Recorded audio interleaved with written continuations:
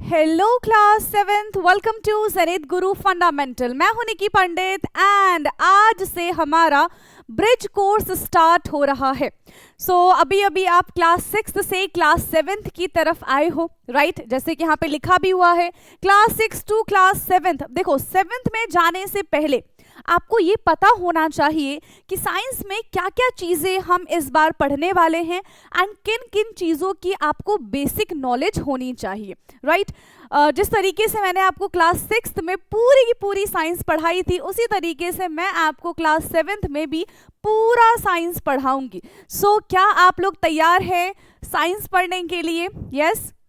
देखो बेटा, chapter start करने से पहले ना मैं आपको पहले ओवरव्यू देना चाहती हूँ इस ब्रिज कोर्स के थ्रू। एंड इस ब्रिज कोर्स में क्या होगा, सबसे पहले तो हम यहाँ पे सिलेबस डिस्कस करते हैं कि क्या क्या हम क्लास 6 में पढ़कर आए हैं एंड क्लास 7th में हमें क्या क्या चीज़ें पढ़नी है, ठीक है? एंड क्लास 7th के लेवल पे आपको क्या क्या चीज़ें आनी चाहिए, वही चीज़ हम यहाँ पे ब्रिज कोर्स में डिस्कस करेंगे।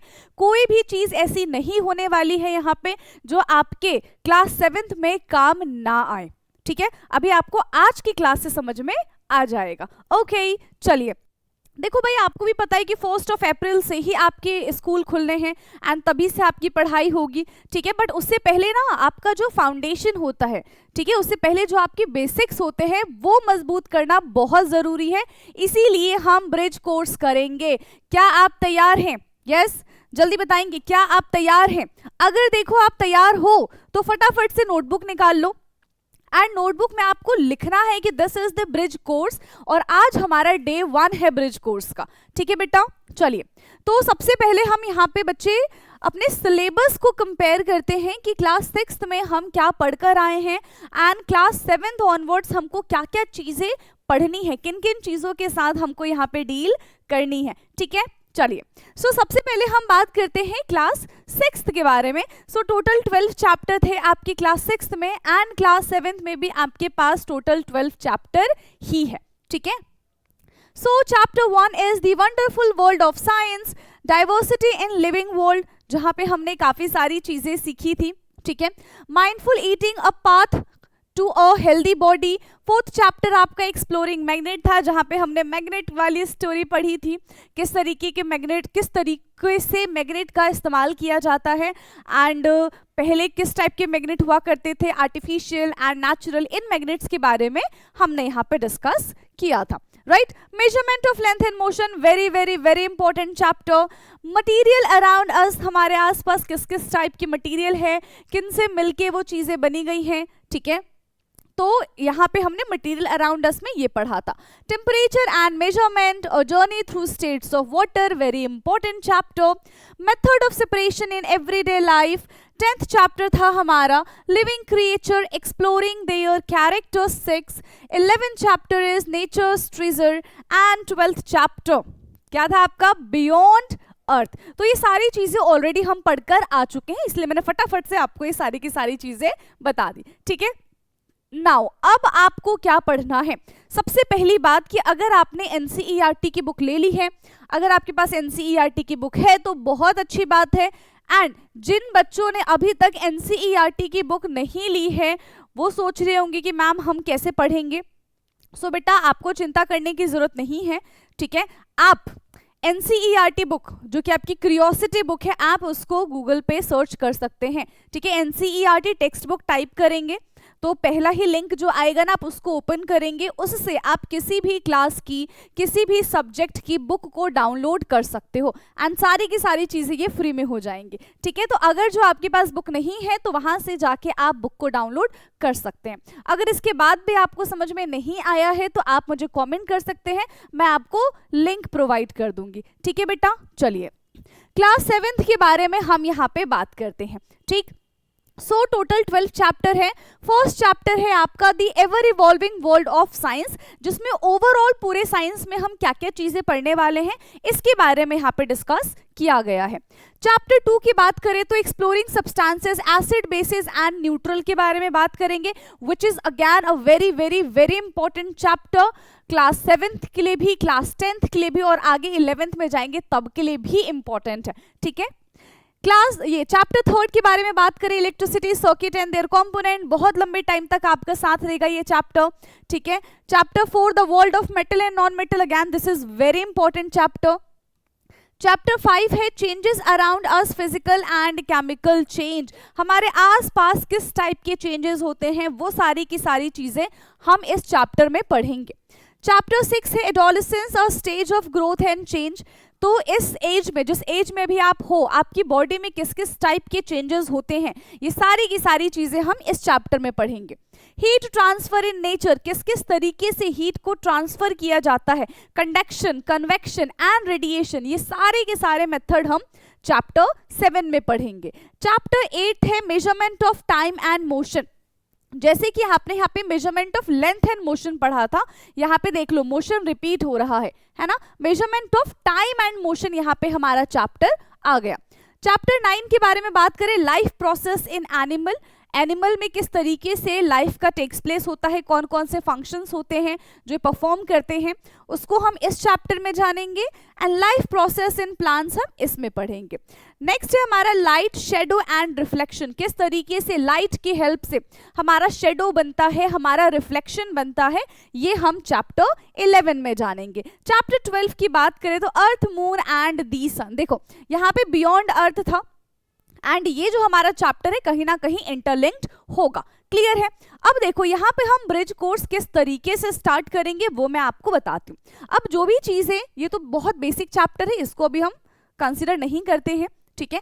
चैप्टर 2 की बात करें, acid, bases and neutral, electricity circuit and their component, तो इन दोनों चैप्टर में से क्या क्या चीजें आपको पहले से ही पता होनी चाहिए, ये हम आज की क्लास में डिस्कस करेंगे। ऐसे ही आगे आने वाले चैप्टर्स को भी हम डिस्कस कर लेंगे। क्या मेरी बात समझ में आ रही है? यस। देखो बेटा, मैं आपको पढ़ाऊंगी, ठीक है, अभी हमारी लाइव क्लास नहीं हो रही है, ठीक है, ये आपकी रिकॉर्डेड क्लास है। आई नो हो सकता है कि बहुत सारी चीज़ें आपको समझ में नहीं आई होंगी या फिर नहीं आ रही होंगी, है ना, बहुत सारे डाउट होंगे, तो आप मुझसे बिना झिझक के, बिना किसी डर से आप अपने डाउट को शेयर कर सकते हैं, आप अपने डाउट मुझसे पूछ सकते हैं।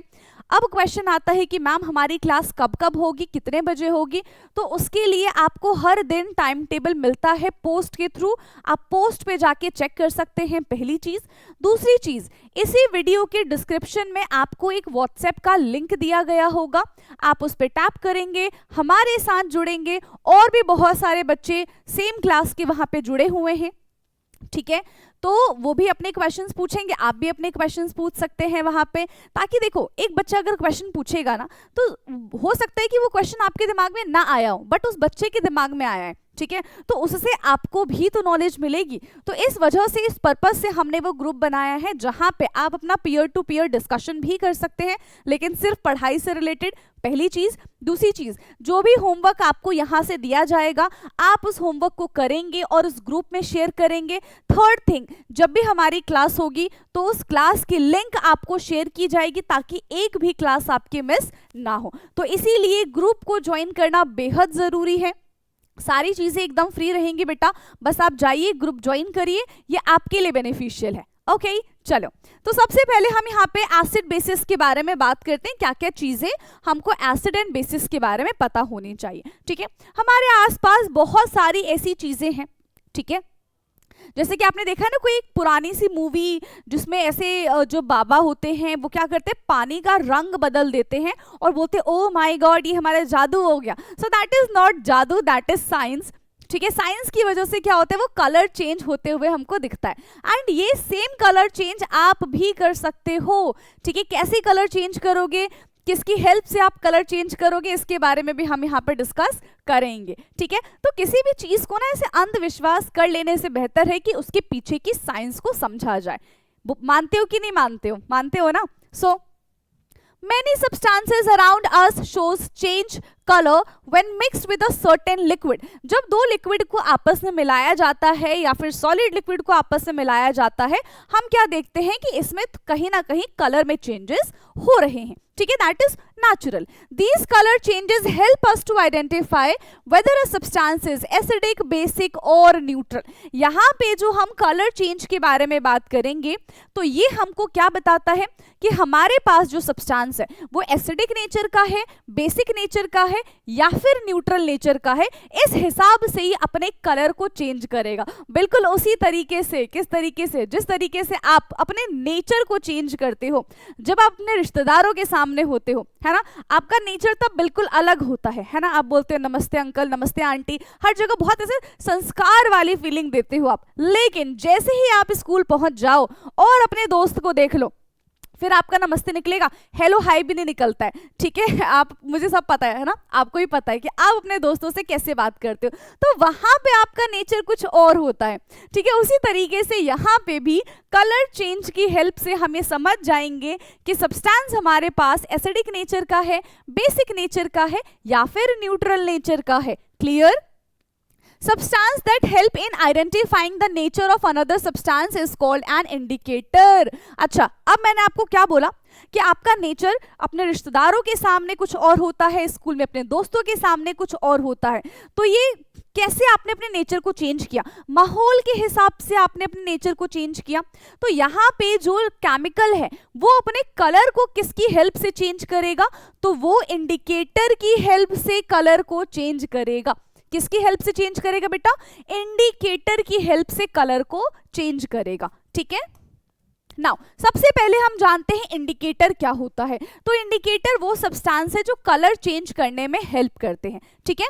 विच डिटरमाइन, विच, आपको भी लिखना है मेरे साथ बेटा, विच determine the change and shows the given liquid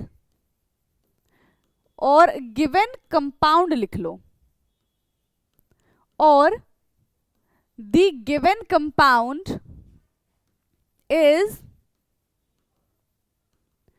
acidic, basic और neutral by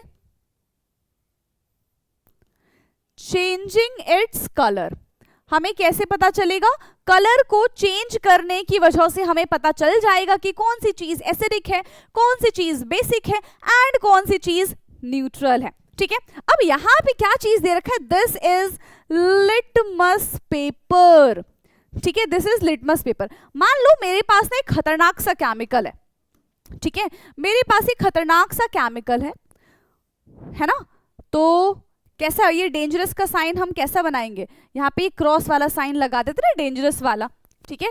तो हमें नहीं पता कि एसिड है कि बेस है, मुझे तो बिल्कुल नहीं पता, ठीक है, और आपको भी नहीं पता कि इसमें एसिड है कि बेस है, ठीक. अब मेरा मन क्या हुआ कि मुझे पता करना है भाई कि इसमें एसिड है कि बेस है. ये टास्क दिया है मैंने आपको, और मैंने आपको क्या कहा कि कैसे पता करोगे? इस लिटमस पेपर की हेल्प से आप पता करोगे. यस, कैसे पता करेंगे बेटा? इस लिटमस पेपर की हेल्प से आपको पता करना है कि इसमें ये जो खतरनाक सा केमिकल मैंने आपको दिया है ये एसिड है कि बेस है. तो कैसे पता करोगे? जैसे ही, ठीक है, जैसे ही आपने इसके अंदर लिटमस पेपर डाल दिया, ठीक है, जैसे ही आपने इसके अंदर लिटमस पेपर डाल दिया, मान लो ये लिटमस पेपर कैसे कलर का है बेटा? मान लो ये लिटमस पेपर अभी ब्लू कलर का है, और आपने क्या देखा, जैसे ही ये लिटमस पेपर इस लिक्विड में गया इसके तो रंग ही उड़ गए, है ना, इसका तो रंग ही बदल गया. कैसे रंग का हो गया? ये रेड कलर का हो गया. तो अगर हमारा ब्लू लिटमस रेड कलर का हो जाता है, मतलब हमारे पास जो लिक्विड गिवन है वो कैसा लिक्विड होगा? वो एसिडिक लिक्विड होगा. तो क्या हम यहां से बता नहीं पाएंगे कि हमने ये जो खतरनाक सा एसिड लिया था, हमने इस खतरनाक सा कंपाउंड लिया था, वो कौन सा कंपाउंड है? वो एसिडिक कंपाउंड है. आया समझ में? कौन सा कंपाउंड है बेटा? एसिडिक कंपाउंड है, ठीक है. क्लियर। चलिए, ऐसे ही अगर मान लो कि मेरे पास रेड लिटमस होता और वो ब्लू में कन्वर्ट हो जाता, तो मेरे पास कंपाउंड कैसा हो जाता, वो बेस हो जाता। तो आपको यहाँ पे क्या चीज याद रखनी है, आपको याद ये रखना है एसिड में रेड, ये एसिड में ब्लू से रेड हो जाता है एंड बेस में, ठीक है, रेड से ब्लू हो जाता है। ठीक है, अच्छा ये तो हम भूल जाते हैं मैम, हमें हमेशा कंफ्यूजन हो जाता है कि किस में ब्लू से रेड होता है और किस में रेड से ब्लू होता है। ठीक है, तो एक ट्रिक बताऊं, एक ही ट्रिक बताऊंगी। ठीक है, ट्रिक आपको क्या याद रखनी है, बी बी बी। अब ये क्या है मैम, ये बी बी बी क्या है, दिस इज ट्रिपल बी। ठीक है, ट्रिपल बी कैसे पता करोगे, बेस बिटर होता है, ब्लू कलर देता है। अगर एक चीज आपने याद रख ली, दूसरी अपने आप याद हो जाएगी। जब आपको पता ही है कि बेस हमको ब्लू कलर देता है, तो एसिड तो डेफिनेटली रेड कलर ही देगा ना लिटमस में। ठीक है, तो कैसे याद रखना है, ट्रिपल बी से आप इसको याद रख सकते हो, बेस बिटर होता है, ब्लू कलर देता है। दोबारा बोलेंगे मेरे साथ, बेस बिटर होता है, ब्लू कलर देता है। ठीक है, कमेंट में लिख देना ट्रिपल बी। ठीक है, चलिए नाउ इसके बाद हम और इंडिकेटर्स के बारे में बात करेंगे एंड वो किस तरीके से कलर चेंज करते हैं, इसके बारे में भी हम यहाँ पे बात करते हैं। ठीक है, so now litmus as an indicator हमने अभी डिस्कस कर लिया। दो लिटमस पेपर के बारे में हमने बात की थी, one is red litmus paper, another one is blue litmus paper. किस में कैसा कलर शो करेगा ये ऑलरेडी मैं आपको बता चुकी हूँ विद ट्रिक। ठीक है, नाउ यहाँ पे देखो बेटा, लिटमस जो है वो एक नेचुरल डाई है जो कहाँ से ऑब्टेन किया जाता है, लाइचन प्लांट से ऑब्टेन किया जाता है एंड इससे हम पेपर का फॉर्मेशन भी करते हैं, लिटमस पेपर का, एंड इससे जूस का भी फॉर्मेशन होता है, पीने वाला जूस नहीं, लिटमस जूस का। ठीक है, उससे भी हम एसिड और बेस को आइडेंटिफाई कर पाते हैं। क्लियर है। अब देखो सब्सटेंस टाइप, अगर हमारे पास एसिड है तो वो ब्लू लिटमस को रेड में बदल देगा, और अगर हमारे पास रेड लिटमस है तो भाई रेड तो रेड में ही कन्वर्ट होगा ना, मतलब कोई चेंज नहीं है। बेस की बात करें तो बेस जो है वो ब्लू लिटमस को ब्लू में ही कन्वर्ट करेगा। ठीक है, लेकिन एसिड में अगर मेरे पास रेड लिटमस प्रेजेंट होगा तो बेस क्या करता है, रेड लिटमस को ब्लू में कन्वर्ट कर देता है। याद अभी बताया था ना, बी बी बी। अगर मेरे पास न्यूट्रल सब्सटेंस है तो न्यूट्रल सब्सटेंस रेड लिटमस या फिर ब्लू लिटमस किसी में भी कोई कलर शो नहीं करता है। आ गया समझ में। नाउ क्लासिफिकेशन के बारे में बात करते हैं कि एसिड, बेसिस एंड न्यूट्रल के क्या क्या एग्जांपल्स हो सकते हैं। तो एसिड में जैसे कि लेमन जूस है, आंवला जूस है, टैमरिंड वाटर है, विनेगर है, ये सारे के सारे एसिड्स के एग्जाम्पल हैं। बेस की अगर हम बात करें तो सोप सोल्यूशन है, बेकिंग सोडा सोल्यूशन है, लाइम वाटर है, तो ये हमारे बेसिक के एग्जाम्पल हो गए। न्यूट्रल में जो हम पानी पीते हैं H2O है ना, शुगर सोल्यूशन है, सॉल्ट सोल्यूशन है, तो ये हमारे कैसे सब्सटेंस हो जाएंगे, न्यूट्रल सब्सटेंस है। ठीक है, कैसे सब्सटेंस है, न्यूट्रल सब्सटेंस है, जिनको कोई फर्क नहीं पड़ता भाई हमारे आसपास क्या आ रहा है, मैं तो शांत रहूंगा है ना, मैं तो न्यूट्रल हो जाऊंगा। इसकी कहानी वैसी है थोड़ी सी। ठीक है, now properties of acid and bases, acid and bases के हम यहाँ पे प्रॉपर्टीज के बारे में बात कर लेते हैं। ठीक है, क्लियर दिख रहा है ना। चलिए एसिड एंड बेसिस की प्रॉपर्टीज के बारे में बात करते हैं। सो बेसिकली एसिड जो है वो लैटिन वर्ड एसिडस से आया है। कहां से आया है ये एसिडस से आया है, जिसका मतलब होता है सार, जिसका मतलब होता है खट्टा। यानी कि ऐसी कोई भी चीज जो आपको खाने में खट्टी लग रही होगी, यकीनन उसके अंदर कोई ना कोई टाइप का एसिड जरूर प्रेजेंट होगा। ठीक है, इसीलिए वो हमको कैसा लग रहा है, खट्टा खट्टा लग रहा है। ठीक, कैसा टेस्ट होता है एसिड का, खट्टा टेस्ट होता है। ये ब्लू लिटमस को रेड में कन्वर्ट कर देता है। ठीक है, एग्जाम्पल क्या है, जैसे कि बात करें कि लेमन में कौन सा एसिड प्रेजेंट होता है। यस, लेमन में कौन सा एसिड प्रेजेंट होता है बेटा, तो लेमन में प्रेजेंट होता है सिट्रिक एसिड। कर्ड की अगर हम बात करें, यानी कि दही के बारे में जब हम बात करेंगे, तो दही में प्रेजेंट होता है लैक्टिक एसिड, विनेगर में प्रेजेंट होता है एसिटिक एसिड, टैमरिंड यानी कि इमली में प्रेजेंट होता है टार्टरिक एसिड। ठीक है, तो ये कुछ एसिड्स के नाम आपको याद रखने होंगे। क्लियर है बच्चे। नाउ बेसिस के बारे में अब हम बात करते हैं। तो बेसिस कैसे होते हैं, कड़वे होते हैं। बेस बिटर ब्लू, तो बिटर मीन्स कैसा होता है, कड़वा होता है, कैसा होता है, कड़वा होता है, ऐसे ही लिखते हैं हिंदी में कड़वा, ठीक है, ऐसे कड़वा होता है, ठीक है। सो टेस्ट बिटर, फील स्लिपरी, मतलब जब उसको टच करेंगे तो सोपी फील हमको ये देगा, एंड ये रेड लिटमस को ब्लू में कन्वर्ट कर देता है। एग्जाम्पल क्या होता है, सोप है एंड बेकिंग सोडा है, ठीक है। नेवर टेस्ट अननोन सब्सटेंस, चाहे एसिड हो चाहे बेस हो, सबके सब दिखने में पानी जैसे लगेंगे। कैसा लगेगा कि पानी ही तो है, लेकिन वो बहुत खतरनाक होते हैं। तो कभी भी कोई सी भी चीज अगर लैब में आपको रखी दिख जाए, पानी समझ के उसको कभी टेस्ट मत कर लेना, ठीक है, वरना बहुत नुकसान हो जाएगा, ठीक है बेटा। चलिए नाउ अब हम नेचुरल इंडिकेटर के बारे में बात करते हैं, एंड फोकस की दिक्कत हो रही है। चलिए आप ठीक है मेरे ख्याल से, हाँ चलो। तो हम यहाँ पे क्या बात कर रहे थे, नेचुरल इंडिकेटर के बारे में बात कर रहे थे, जो हमने लैब में बनाई नहीं है, ठीक है, जो नेचर में ऑलरेडी प्रेजेंट है, that is called natural indicator, ठीक। सबसे पहले हम बात करते हैं यहाँ पे रेड रोज इंडिकेटर के बारे में। तो रेड रोज किस तरीके से इंडिकेटर का काम करता है, इसके बारे में हम बात करेंगे। So red rose petal are crushed and soak in hot water to prepare extract. तो सबसे पहले तो रेड रोज का हम इंडिकेटर बनाएंगे। किस तरीके से इंडिकेटर बनाएंगे, आप एक ग्लास पानी ले लो, पानी को उबाल दो, उसमें रोज के पेटल्स डाल दो, उसको और उबाल दो। अब आप क्या देखोगे कि पूरा का पूरा जो पानी है वो कलर्ड वाटर हो गया है, पेटल को बाहर निकाल दो। अब जो आपके पास सॉल्यूशन बना है दैट इज कॉल्ड इंडिकेटर, ठीक है। अब जब आप उस इंडिकेटर में, ठीक है, उस इंडिकेटर को एसिड या फिर बेस में डालेंगे तो आपको कलर चेंज देखने के लिए मिलेगा। रोज पेटल जब आप एसिड में डालोगे, ठीक है, किस में डालोगे, एसिड में डालोगे, तो एसिड का कलर कैसा हो जाएगा, जैसे गुस्से वाला, ठीक है, रेड कलर हो जाएगा। वहीं जब आप इसको बेस में डालोगे तो शांत हो जाएगा, ग्रीन ग्रीन बन जाएगा, एंड न्यूट्रल में हमें कोई चेंज नजर नहीं आएगा, ठीक है। Hence red rose extract act as a natural acid base indicator. तो रेड रोज किस तरीके का इंडिकेटर है बेटा, red rose acid base indicator है, ठीक है। क्या है red rose, acid base indicator है, क्लियर।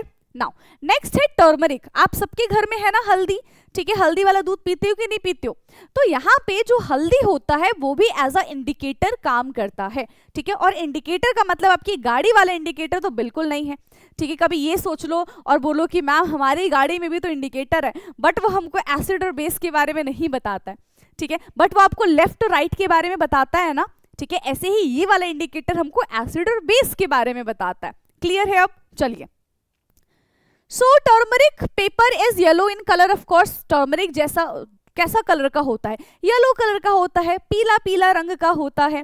अब जब हम उसको एसिड में डालेंगे, ठीक है, तो कोई चेंज नहीं होगा, न्यूट्रल में भी कोई चेंज नहीं होगा, लेकिन बेस में आते ही इट टर्न रेडिश ब्राउन।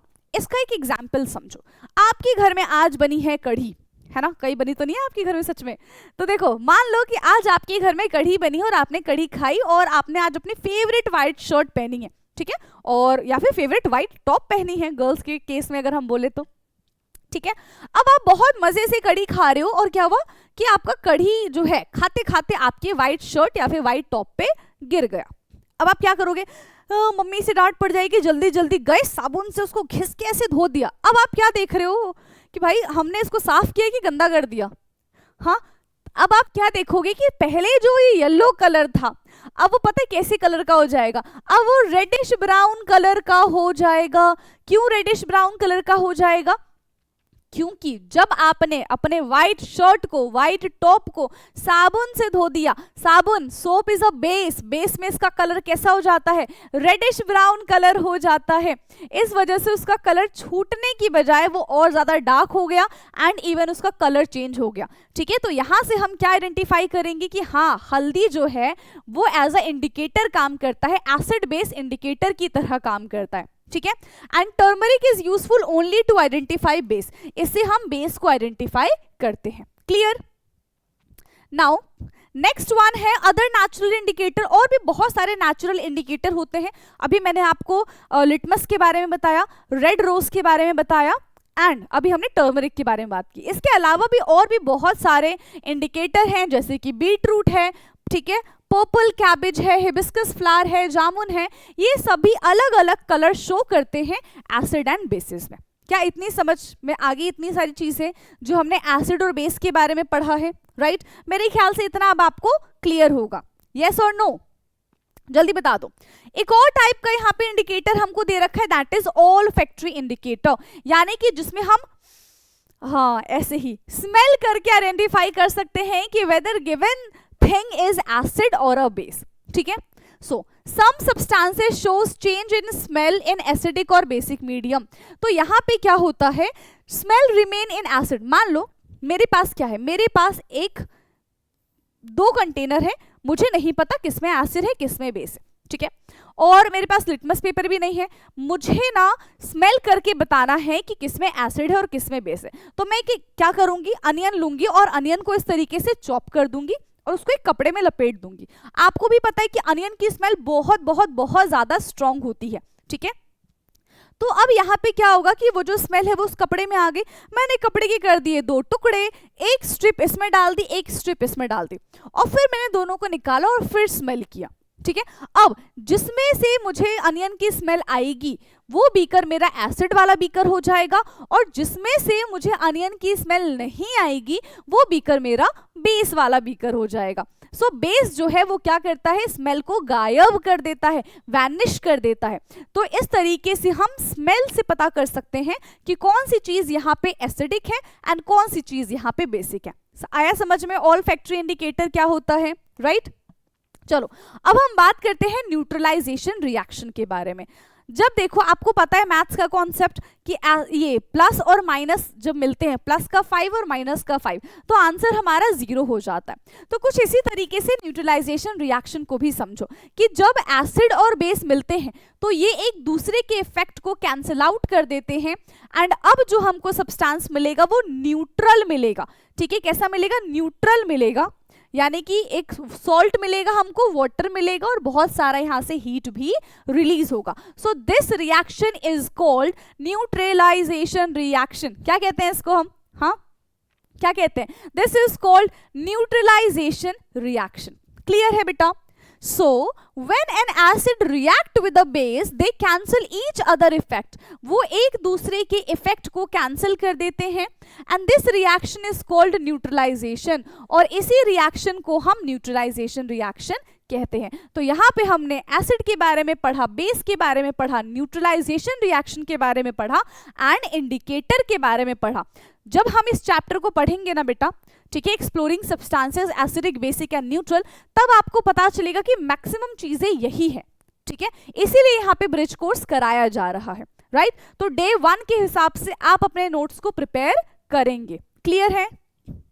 चलो नेक्स्ट जो हम यहाँ पे डिस्कस करने जा रहे हैं that is related to electricity circuit, ठीक है, कंपोनेंट्स, इनके बारे में अब हम यहाँ पे बात करेंगे। क्लियर है इतना बेटा? नाउ और सिंपल इलेक्ट्रिकल सर्किट। तो इलेक्ट्रिकल सर्किट क्या होता है, हम सबके घर में ना लाइट है, ठीक है, पंखा चलता है, लाइट जलती है, तो ये किसकी वजह से होता है? जब पूरा एक कंप्लीट सर्किट बनता है तब हमारे घरों में ये सारी की सारी चीजें जो है वो वर्क करती हैं, राइट? और ये अभी देखो, क्योंकि हम बहुत एक लार्ज स्केल पे करंट प्रोड्यूस नहीं कर रहे हैं, है ना, हम एक छोटे स्केल पे अगर करंट प्रोड्यूस करेंगे तो वो करंट हमको कहां से मिलेगा बेटा? वो करंट हमको इलेक्ट्रिकल सेल से मिलेगा। सेल, बैटरी, इस तरीके की बैटरी, ठीक है? Now an electrical cell is a portable source of electrical energy. इसको उठा के हम कहीं पे भी लेके जा सकते हैं, लेकिन क्या हमारे घरों में जो करंट आता है उसको हम कहीं पे भी लेके जा सकते हैं क्या? नहीं लेके जा सकते, ठीक है? So this is portable and इससे हम बल्ब ग्लो करा सकते हैं। आपके स्कूल में अभी आपको जब समर हॉलीडे होगा ना, ठीक है, तो वहां पे हो सकता है कि आपको इस टाइप का प्रोजेक्ट भी दिया जाए। ओके, अब देखो इसमें 2 टर्मिनल होते हैं, एक हमारा पॉजिटिव टर्मिनल होता है और एक हमारा यहाँ पे नेगेटिव टर्मिनल होता है। तो electricity flow from positive terminal to the negative terminal.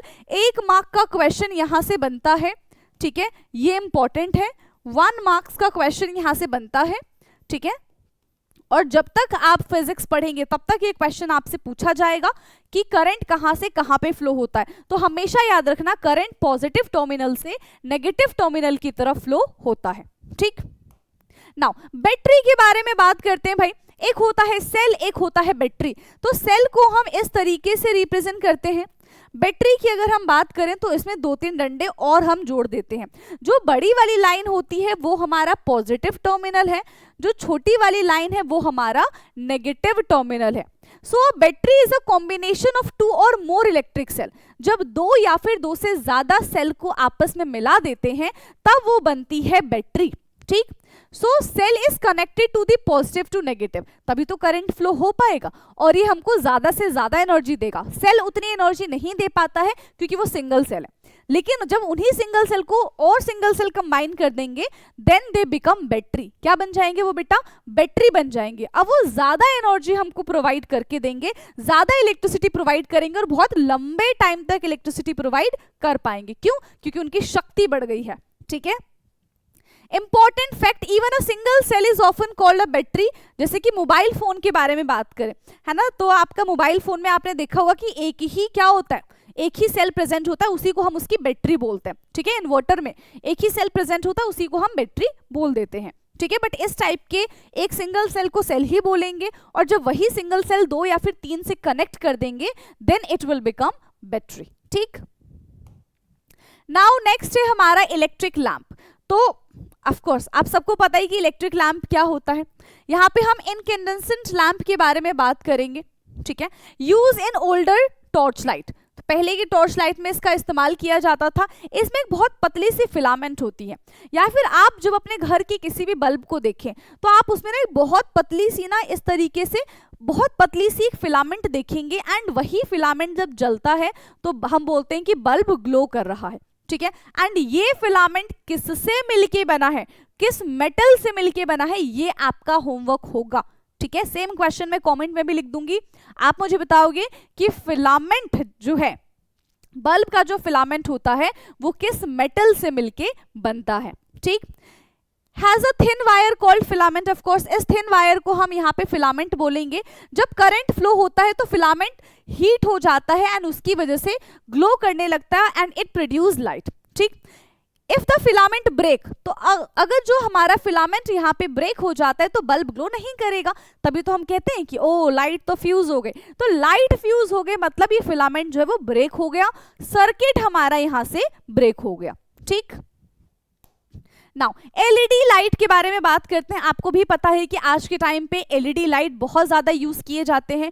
क्यों? क्योंकि ये हम ऐसा बोल सकते हैं कि एक तरीके से, ठीक है, ये पावर सप्लाई को कम कंज्यूम करता है। ठीक है, एलईडी का फुल फॉर्म आपसे कभी भी कहीं पे भी पूछा जा सकता है, तो याद रखिएगा लाइट एमिटिंग डायोड। क्या है एलईडी का फुल फॉर्म? चैट बॉक्स में लिखो फटाफट से। एलईडी का फुल फॉर्म होता है लाइट एमिटिंग डायोड। क्लियर?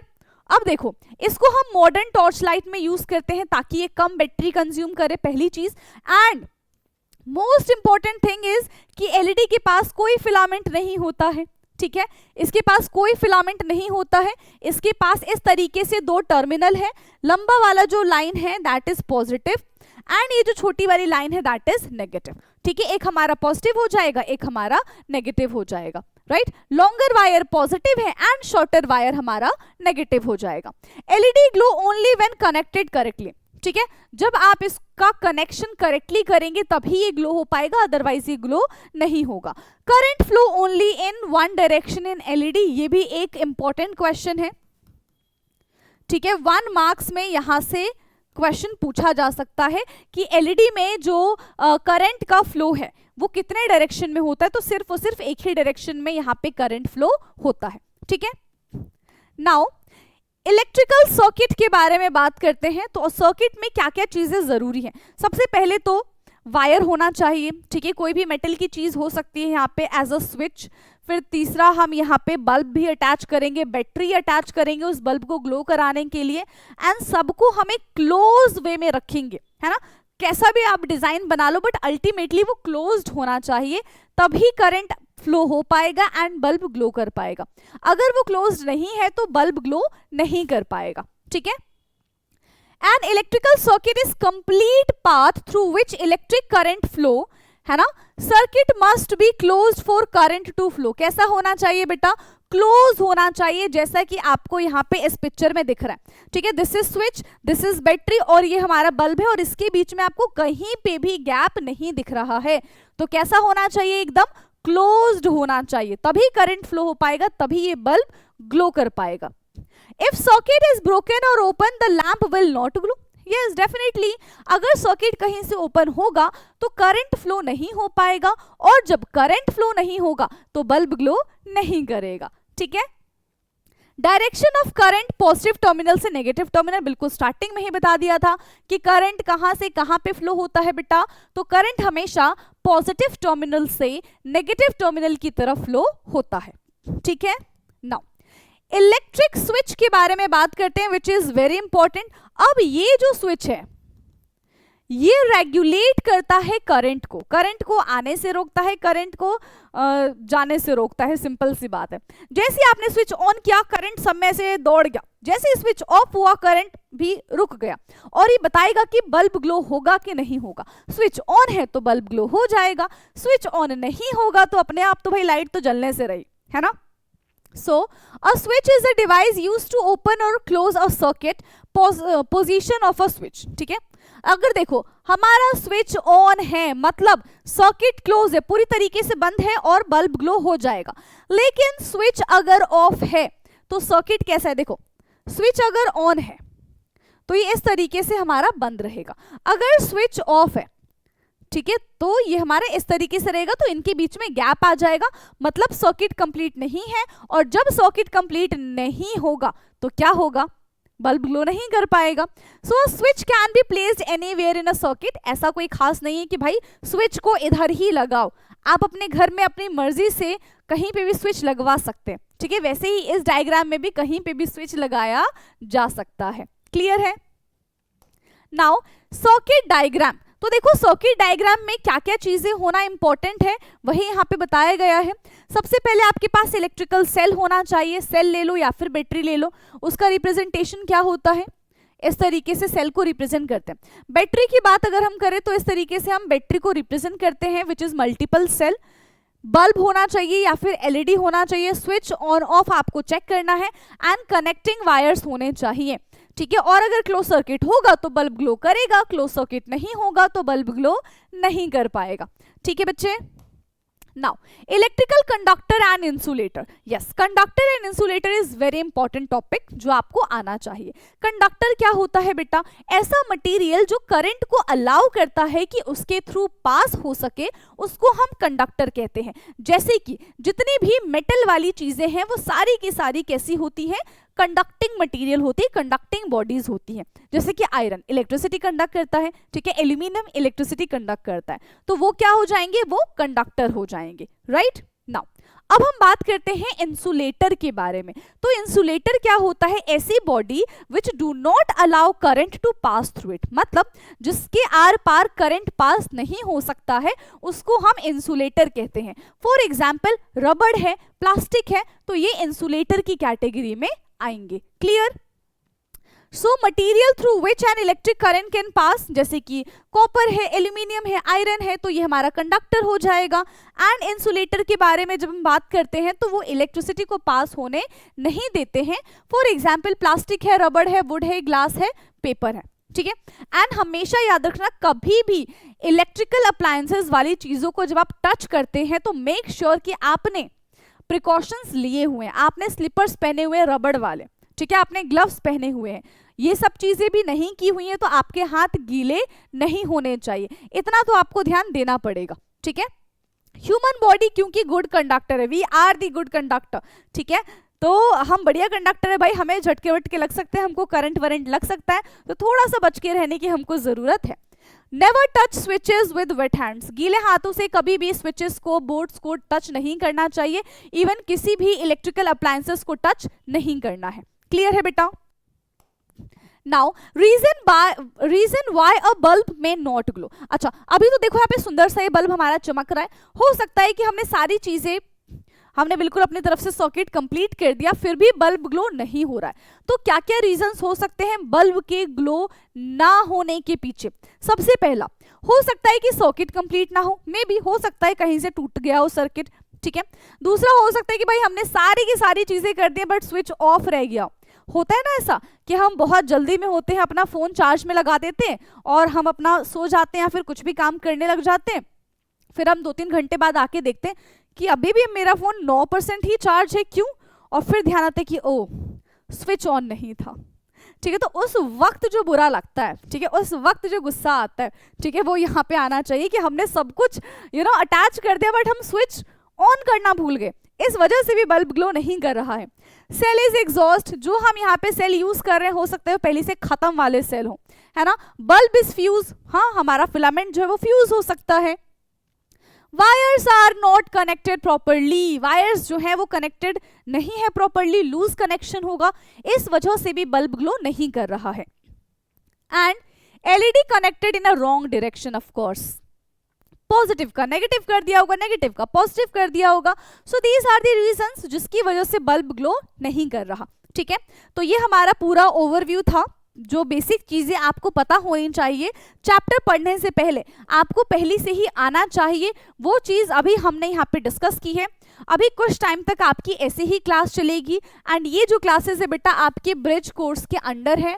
और आज हमारा डे 1 था, डे 1 करके आपको अपने नोटबुक में ये नोट्स बनाने हैं, पीडीएफ बनाना है और मुझे ग्रुप में शेयर करना है, ताकि मुझे पता चले कि यस जितनी मेहनत से मैं आपको पढ़ा रही हूँ, जितनी मेहनत से मैं आपके लिए पीपीटी बना के यहाँ पे लेकर आ रही हूँ, ताकि आप सुंदर सुंदर नोट्स बना पाओ, ताकि आपको बहुत लंबे टाइम तक चीजें याद रहें, ठीक है। तो आपको भी मेरे साथ उतनी ही मेहनत करनी पड़ेगी। तो कमेंट में लिख देना कि yes ma'am we are ready, हम मेहनत करने के लिए एकदम तैयार है, ताकि जो मेरा ऐसा ना मैं भी बहुत ज्यादा ऐसे खुश हो जाऊं, ठीक है, और मेरी भी एनर्जी जो है वो डबल ट्रिपल हो जाए। तो ये तभी हो सकता है जब आप प्यारे प्यारे कॉमेंट्स करोगे तो, ठीक है। बाकी आपको पता है कि भाई वीडियो को लाइक शेयर एंड चैनल को सब्सक्राइब करना है, जो कि आपका काम है, और मुझे पता है कि आप अपना काम बहुत ईमानदारी से करोगे ना, कर देना, ठीक है। चलो अब हमारी मुलाकात होगी डे 2 में, तब तक के लिए सुंदर से नोट्स बना लो, पीडीएफ में साथ शेयर कर दो, मैं हर एक बच्चे का कमेंट भी पढ़ूंगी, रिप्लाई भी करूंगी, एंड जो पीडीएफ बना के भेजेगा उसको मैं रिप्लाई करूंगी, ऑफ कोर्स ग्रुप में पीडीएफ बना के भेजो, ठीक है। बाकी मिलते हैं डे 2 में, bye bye, good night, thank you so much.